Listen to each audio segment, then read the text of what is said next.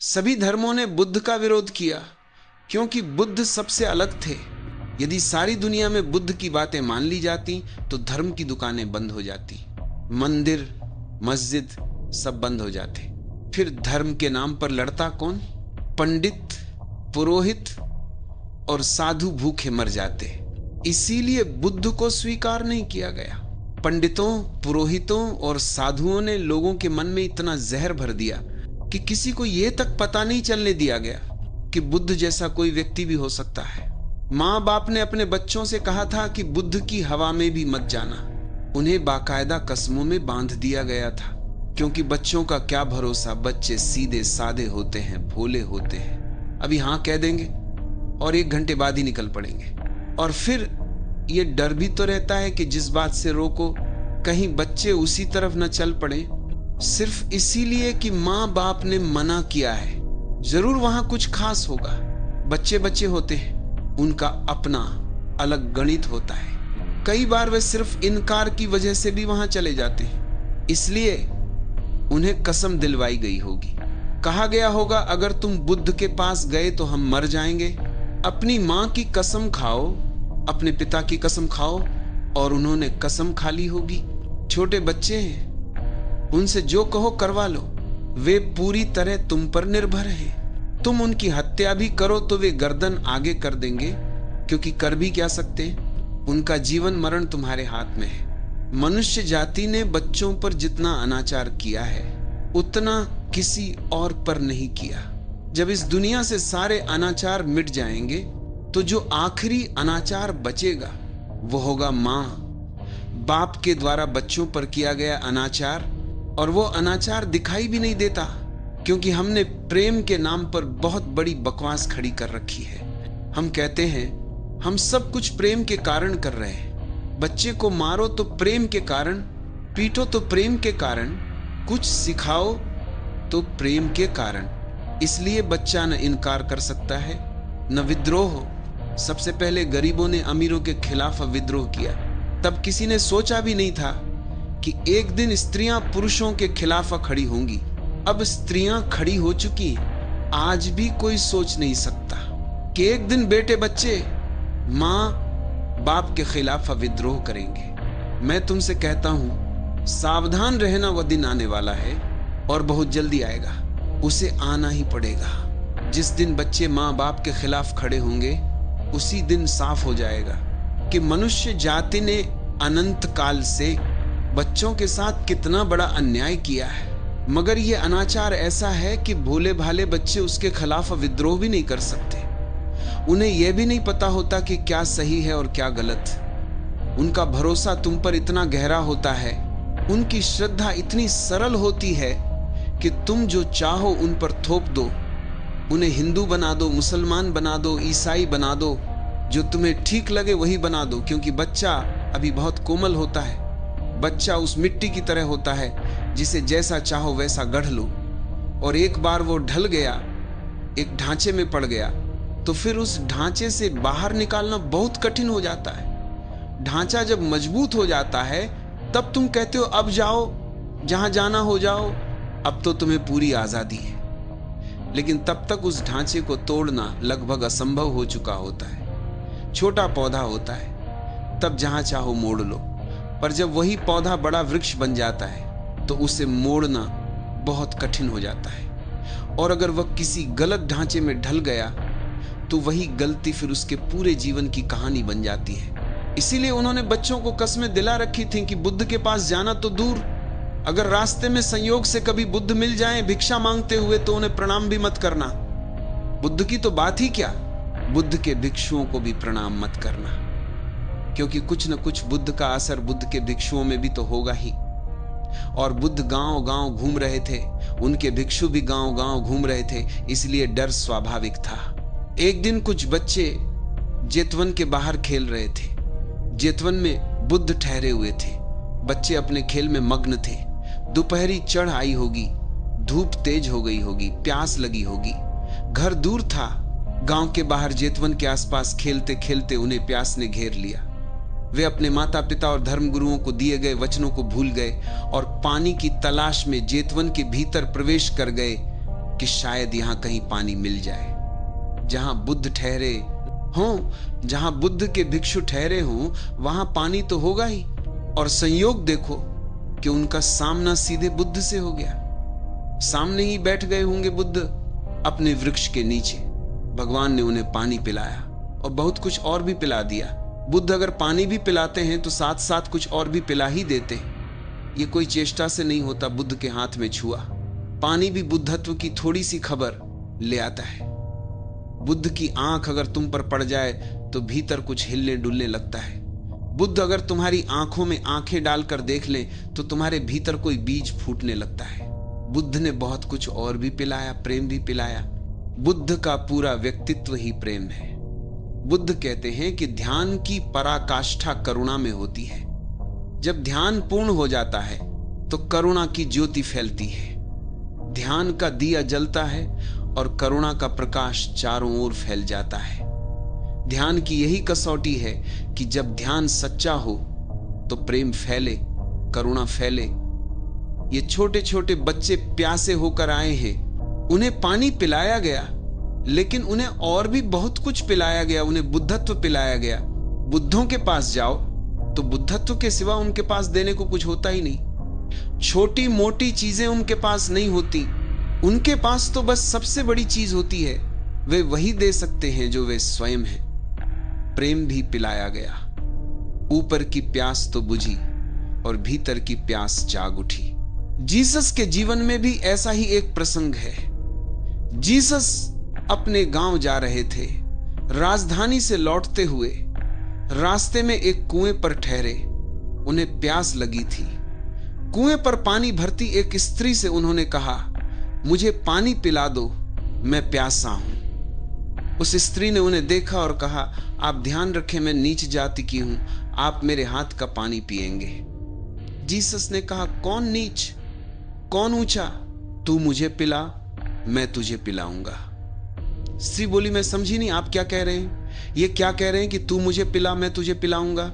Jesus ने कहा, हां, तू जो पानी पिलाती है उससे थोड़ी देर की प्यास बुझती है, और मैं तुझे जो पानी पिलाऊंगा उससे सदा सदा की प्यास बुझ जाती है। बुद्ध और जीसस दोनों तुम्हारे भीतर एक नई प्यास जगा देते हैं, फिर उसी प्यास को बुझाने का मार्ग भी दिखा देते हैं। वह नई प्यास होती है, कैसे हम उस जीवन को जानें जो शाश्वत हो, कैसे हम इस क्षणभंगुर संसार से मुक्त हो, कैसे इस समय की कैद से छुटकारा पाए, कैसे हम क्षुद्र से ऊपर उठें और विराट में हमारे पंख खुले। पहले वे प्यास जगाते हैं, क्योंकि प्यास जगे तो यात्रा शुरू होती है। प्यास हो तो पानी की तलाश शुरू होती है, और एक बार तलाश शुरू हो जाए तो पानी सदा से मौजूद होता है, बहुत पास, बहुत निकट। सरोवर भरा होता है। तुम चूकते रहे क्योंकि तुम्हारे भीतर प्यास ही नहीं थी। तो बुद्ध ने ऊपर की प्यास बुझाई और भीतर की प्यास जगा दी।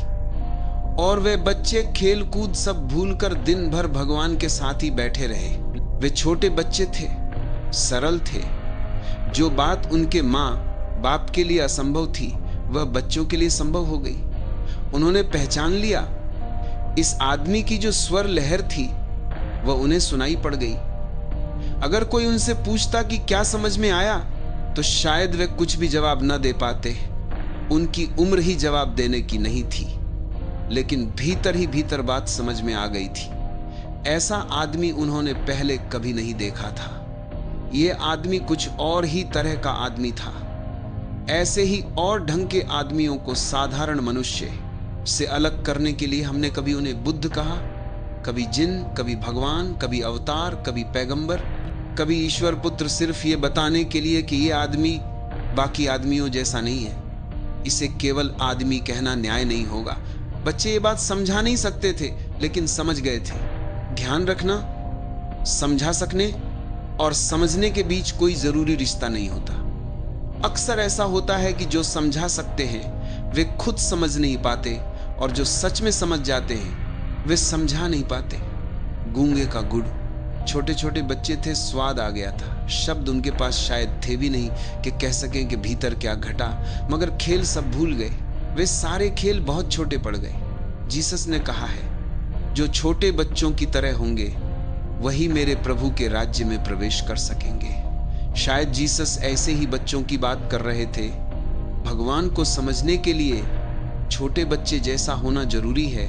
जो बड़े हो चुके हैं उन्हें फिर लौटना पड़ता है, फिर से बच्चे जैसा होना पड़ता है। इसलिए संत की अंतिम अवस्था में संत बिल्कुल छोटे बच्चे जैसा हो जाता है। परमहंस की दशा वही है, छोटे बच्चे की दशा, जैसे फिर से जन्म हो गया हो। इसीलिए हमारे देश में ज्ञानी को द्विज कहा गया है, दोबारा जन्मा हुआ। एक जन्म तो उसे मां बाप से मिला था और अब एक जन्म उसने खुद को दिया है। वो फिर से बच्चा हो गया, फिर वैसा ही सरल, फिर वैसा ही सहज। ये छोटे छोटे सरल बच्चे, जो बात बड़े बड़े पंडितों के लिए भी कठिन होती है, वह इन बच्चों के भीतर घट गई। वे अपना खेल ही भूल गए। तुम तो बुद्ध के पास भी बैठते हो और तुम्हारा खेल तुम्हें नहीं भूलता। बुद्ध के पास बैठे रहते हो और दुकान की सोचते हो। बुद्ध के पास बैठे रहते हो और घर की चिंता करते हो। बुद्ध के पास बैठे रहते हो और हजार तरह की बातें भीतर चलती रहती हैं। लेकिन ये छोटे बच्चे तो अपना सारा खेल ही भूल गए। रेत में जो घर बनाए थे वहीं पड़े रह गए होंगे। बाहर से भीतर आए तो फिर बाहर आए ही नहीं, फिर बुद्ध के पास ही बैठे रह गए। वे दिन भर भगवान के पास रहे। शायद संध्या होने पर भगवान ने स्वयं उनसे कहा होगा, बच्चों अब घर लौट जाओ। ऐसा प्रेम उन्होंने पहले कभी जाना न था। और ध्यान रखना, प्रेम और प्रेम में बड़ा फर्क है। जिसे तुम इस संसार में प्रेम कहते हो वो असली प्रेम नहीं है, वो प्रेम का झूठा सिक्का है। प्रेम के नाम पर कुछ और ही चल रहा है। अहंकार प्रेम के नाम पर चल रहा है। प्रेम का लबादा ओढ़े हिंसा चल रही है, वैमनस्य चल रहा है। प्रेम के आभूषणों में सजा हुआ न जाने क्या क्या परिग्रह, दूसरे पर अधिकार जमाने की राजनीति चल रही है। प्रेम की ओट में अप्रेम चल रहा है और अप्रेम ने बड़ा होशियार रास्ता चुन लिया है, वो प्रेम के वेश में चल रहा है। खलील जिब्रान की एक छोटी सी कहानी है। पृथ्वी नई नई बनी थी और परमात्मा ने सौंदर्य और क्रूरता की देवियों को पृथ्वी पर भेजा। वे दोनों स्वर्ग से उतरते उतरते धूल से भर गई थीं, तो उन्होंने सोचा गांव जाने से पहले स्नान कर ले। वे झील में उतरी, अपने वस्त्र उतारे और नग्न होकर जल में उतर गई। सौंदर्य की देवी तैरती हुई झील में दूर निकल गई। जैसे ही वह दूर गई, क्रूरता की देवी झटपट बाहर आई, सौंदर्य के वस्त्र पहने और भाग गई। जब क्रूरता भाग चुकी थी, तब कहीं जाकर सौंदर्य की देवी को होश आया। वह तट पर दौड़ी आई, देखा कि उसके वस्त्र जा चुके हैं, सुबह होने लगी है, लोग चलने लगे हैं और कोई उपाय न था, तो उसने क्रूरता के वस्त्र पहन लिए। खलील जिब्रान कहते हैं, तब से सौंदर्य क्रूरता के वस्त्र पहने हुए हैं और क्रूरता सौंदर्य के वस्त्र पहने हुए हैं। तब से सौंदर्य चेष्टा कर रहा है क्रूरता को पकड़ लेने की, अपने वस्त्र वापस लेने की, लेकिन क्रूरता हाथ नहीं आती। इसी दुनिया में क्रूप सुंदर बनकर घूम रहा है। इसी दुनिया में अप्रेम प्रेम बनकर चल रहा है। असत्य ने सत्य के वस्त्र पहन रखे हैं। इसीलिए तुमने देखा होगा, जितना बड़ा असत्यवादी होता है उतनी ही जोर से वो कहता है कि जो मैं कह रहा हूं वो बिल्कुल सत्य है, बिल्कुल सत्य है। वो हजार दलीलें जुटाता है, कसमों पर कसम खाता है कि यही सच है। असत्य को चलाने के लिए उसे सत्य साबित करना पड़ता है। सत्य को चलाने के लिए कुछ भी साबित नहीं करना पड़ता। सत्य अपने पैरों पर चलता है, असत्य को सत्य के उधार पैरों की जरूरत होती है। वे बच्चे तो अपना खेल भूल ही गए थे। वे ये भी भूल गए थे कि किस लिए आए थे और अब क्या हो रहा है। वे तो उसमें डूब गए थे, रम गए थे। ऐसा चुंबकीय आकर्षण उन्होंने पहले कभी जाना न था, न ऐसा सौंदर्य कभी देखा था। ये देह की बात नहीं थी, ये देह के पार की बात थी। ये कुछ और ही था। बुद्ध की देह से कुछ ऐसी किरणें झलक रही थी जो देहातीत थी। बड़े बूढ़ों को शायद वे दिखाई भी न पड़ती, लेकिन ये बच्चे सरल थे, उनकी आंखें ताजी थीं, इसलिए उन्हें दिखाई पड़ गया। बुद्धों को जानने और पहचानने के लिए बच्चों जैसी सरलता ही चाहिए। न उन्होंने ऐसा प्रसाद कभी देखा था, न ऐसी शांति, न ऐसा आनंद, न ऐसा अपूर्व उत्सव। वे भगवान में ही डूब गए। वह अलौकिक रस, वह दिव्य रंग उन सरल हृदय बच्चों को लग गया। फिर वे रोज आने लगे, फिर हर बहाने से आने लगे। कोई भी अवसर मिलता भागते और जेतवन पहुंच जाते। भगवान के पास आते आते वे धीरे धीरे ध्यान में भी बैठने लगे। और होगा भी क्या? भगवान के पास जाओगे तो ध्यान में बैठना ही पड़ेगा। पहले वे खेलने में आए होंगे। पहले ये आदमी उन्हें प्यारा लगा होगा, इसलिए आए होंगे। पहले इसके पास बैठकर अच्छा लगा होगा, इसलिए आए होंगे। इसकी छाया मधुर लगी होगी, इसलिए आए होंगे। लेकिन धीरे धीरे इस आदमी के पास जो ध्यान की वर्षा हो रही थी, वह उन्हें भीतर से छूने लगी। वे पूछने लगे होंगे, उत्सुक होने लगे होंगे, हम आप जैसे कैसे हो जाएं? छोटे बच्चे अक्सर पूछ लेते हैं, हम आप जैसे कैसे हो जाएं? ऐसा सौंदर्य हमें कैसे मिले? हमारी आंखों में भी ऐसी सुंदर झील कब उतरे? हम चले उठे बैठे तो ऐसा प्रसाद हमसे कैसे झलके? आपने ये कहां पाया, कैसे पाया? जिज्ञासा जगी और फिर वे ध्यान में भी बैठने लगे। उनकी सरल श्रद्धा देखते ही बनती थी। श्रद्धा दो तरह की होती है। एक होती है सरल श्रद्धा। सरल श्रद्धा का अर्थ यह है कि पहले से कोई संदेह था ही नहीं, हटाने के लिए कुछ भी नहीं था, श्रद्धा का झरना अपने आप बह रहा था। और एक होती है जटिल श्रद्धा। उसमें पहले संदेह पैदा हो चुका होता है, अब संदेह को हटाना पड़ता है, अब प्रयास करना पड़ता है, तब कहीं श्रद्धा बनती है। छोटे बच्चे अक्सर सरल श्रद्धा में उतर जाते हैं, लेकिन बड़ों के लिए श्रद्धा एक जटिल प्रक्रिया बन जाती है। संदेह जाग चुका है, अब वे करें भी तो क्या करें? पहले संदेह से लड़ना पड़ेगा, पहले उसे तोड़ना पड़ेगा, पहले उसे जड़ से उखाड़ फेंकना पड़ेगा। ये जो संदेह की घास फूस उगाई है, जब तक वह नहीं हटेगी तब तक श्रद्धा के गुलाब खिल भी नहीं सकते। इसीलिए पहले सारी शक्ति संदेह से लड़ने में खर्च होती है और तब कहीं जाकर श्रद्धा पैदा होती है। ये रास्ता कठिन है।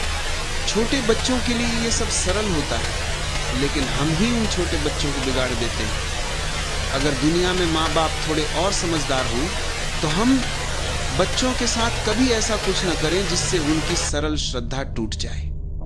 हम उनसे कहें कि अपनी इस सरल श्रद्धा को बचाए रखना। कभी कोई आदमी मिलेगा, कभी कोई क्षण मिलेगा जब तुम्हारा किसी से तालमेल बैठेगा और उसी सरल श्रद्धा के सहारे तुम किसी बुद्ध को, किसी जिन को, किसी कृष्ण को, किसी क्राइस्ट को पहचान लोगे। हम तुम्हारी श्रद्धा को विकृत न करें। लेकिन हम बच्चों की गर्दन पकड़ लेते हैं। इससे पहले कि उनकी सरल श्रद्धा उन्हें जीवन के विस्तार में ले जाए, इससे पहले कि वे कहीं किसी बुद्ध के चरणों में शरण ले, हम उन पर पहले ही झूठी श्रद्धा थोप देते हैं। और जब झूठी श्रद्धा थोप दी जाती है तभी संदेह पैदा होता है। इस गणित को ठीक से समझ लेना। दुनिया में संदेह क्यों पैदा होता है? संदेह इसलिए पैदा होता है क्योंकि बचपन में झूठी श्रद्धा थोप दी जाती है। बच्चा खेल रहा होता है, तुम कहते हो मंदिर चलो।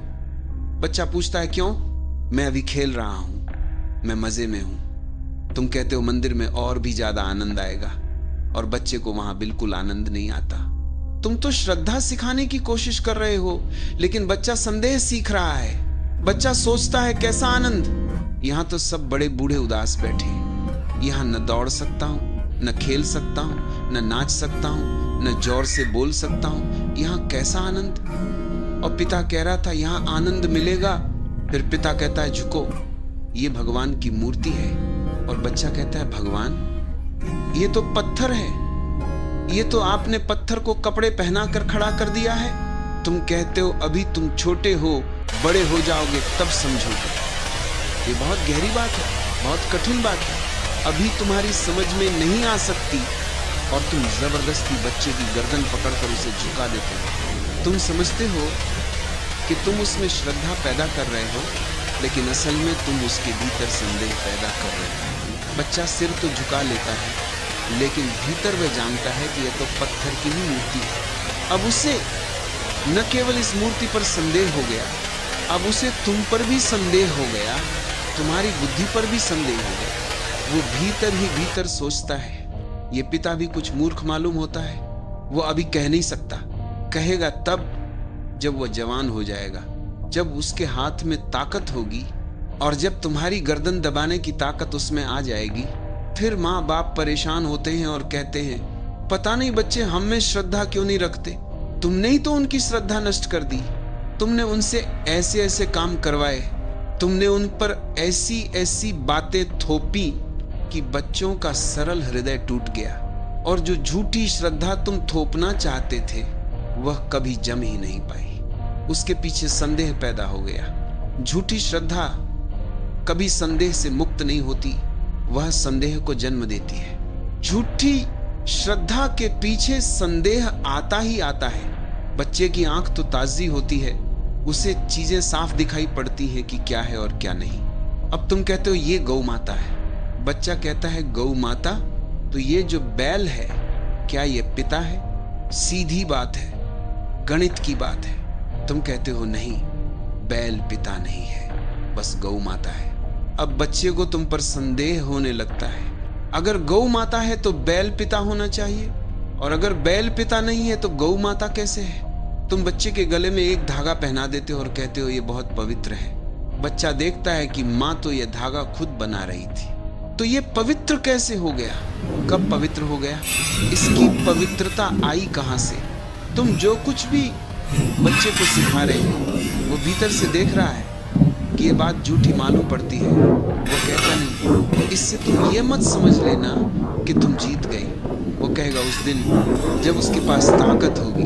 अभी तो कहेगा तो पिटेगा। मुझे जब पहली बार मंदिर ले जाया गया और मुझसे कहा गया कि झुको, तो मैंने कहा मुझे झुका दो, मेरी गर्दन पकड़कर झुका दो, क्योंकि मुझे यहाँ कुछ झुकने योग्य दिखाई नहीं देता। जिस मंदिर में मुझे ले जाया गया था वह मूर्ति पूजकों का मंदिर नहीं था, वहाँ सिर्फ ग्रंथ रखे होते थे। मैं जिस परिवार में पैदा हुआ वह मूर्ति की पूजा नहीं करता था, वह ग्रंथ को पूजता था।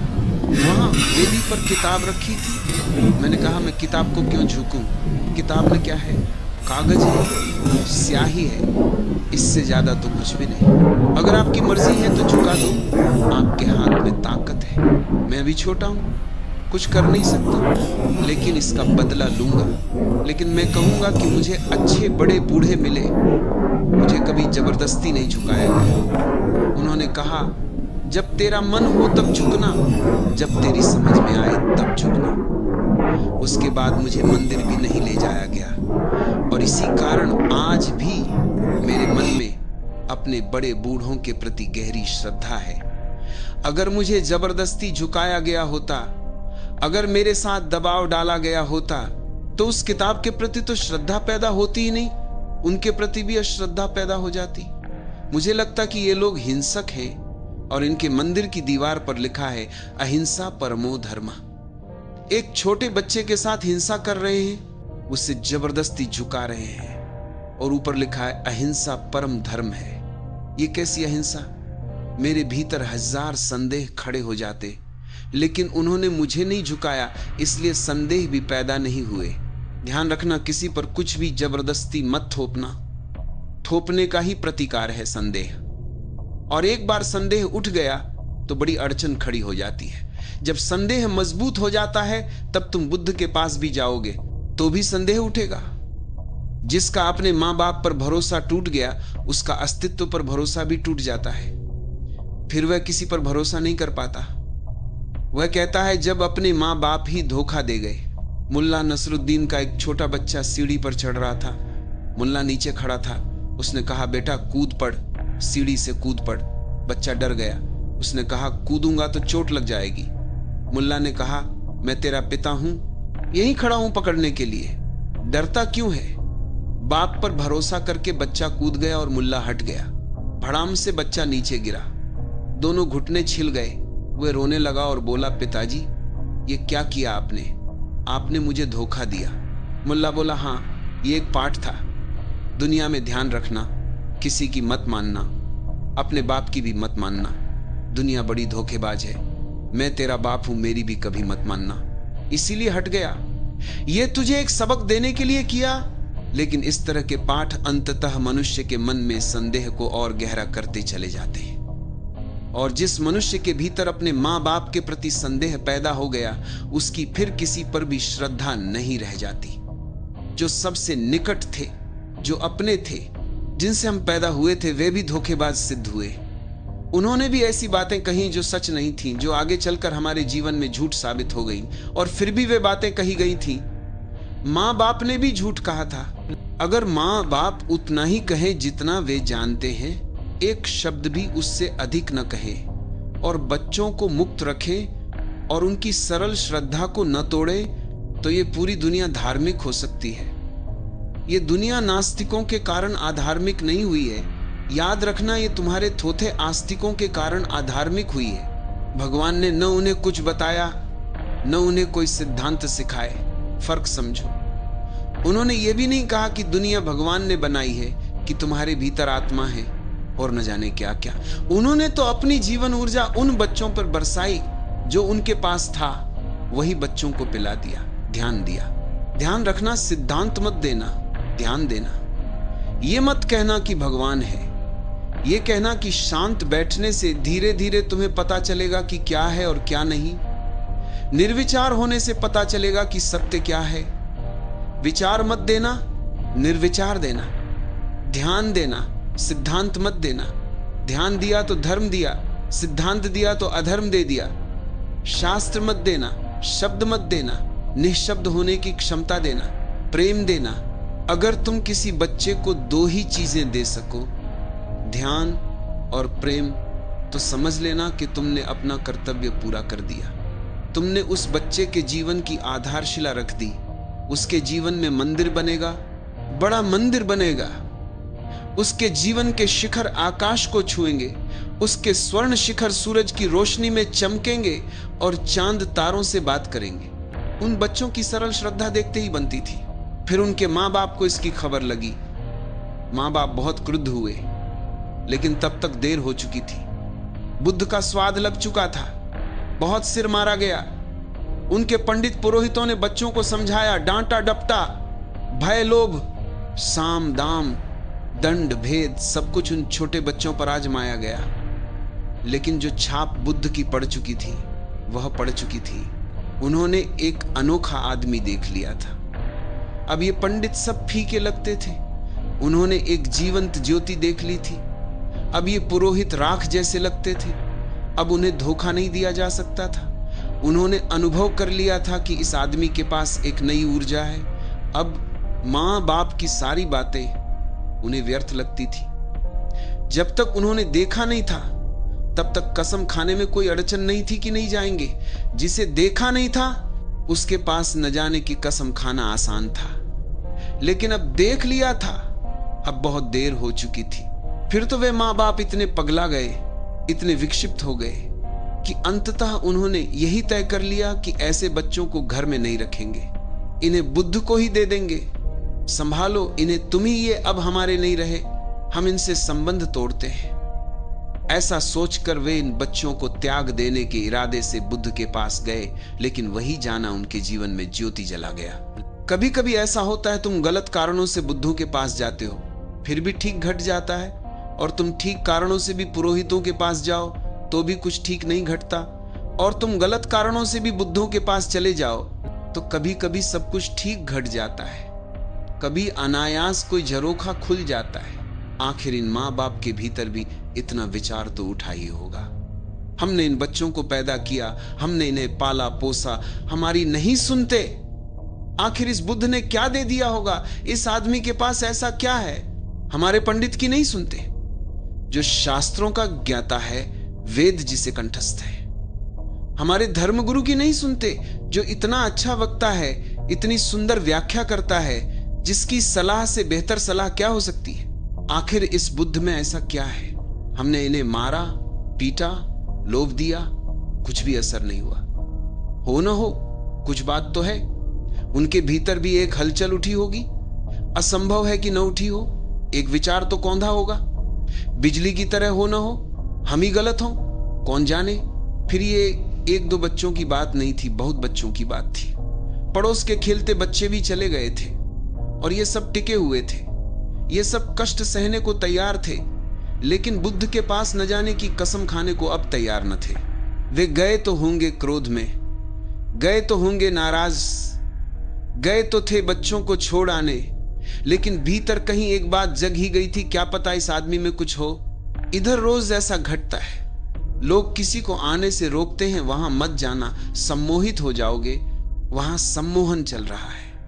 एक पति का मुझे पत्र मिला पिछले महीने में, ऐसे 3-4 पत्र मिल चुके हैं। बड़े लंबे पत्र लिखते हैं कि मेरी पत्नी ने आपसे संन्यास ले लिया, मैं बर्बाद हो गया, सब नष्ट भ्रष्ट हो गया, आपने सम्मोहित कर लिया, कृपा करके मेरी पत्नी को इस सम्मोहन से मुक्त कर दे। अब मेरा संन्यास न किसी को घर से तोड़ता है, न पत्नी को पति से, न पति को पत्नी से, न मां को बच्चों से, मगर बस पति को एक भारी अड़चन हो गई है। अड़चन क्या है? अड़चन यही है कि अब तक वे पत्नी के परमात्मा बने बैठे थे, अब वह बात नहीं रही। अड़चन यह है कि उनका प्रभुत्व अचानक ढीला पड़ गया है। अड़चन यह है कि अगर आज मैं उनकी पत्नी से कुछ कहूं तो वह मेरी मानेगी, उनकी नहीं मानेगी। यह अड़चन, अभी मैंने कुछ कहा भी नहीं है और कभी कहूंगा भी नहीं, लेकिन संभावना की यह अड़चन उन्हें पीड़ा दे रही है। पुरुष के अहंकार को इससे बड़ा कष्ट होता है।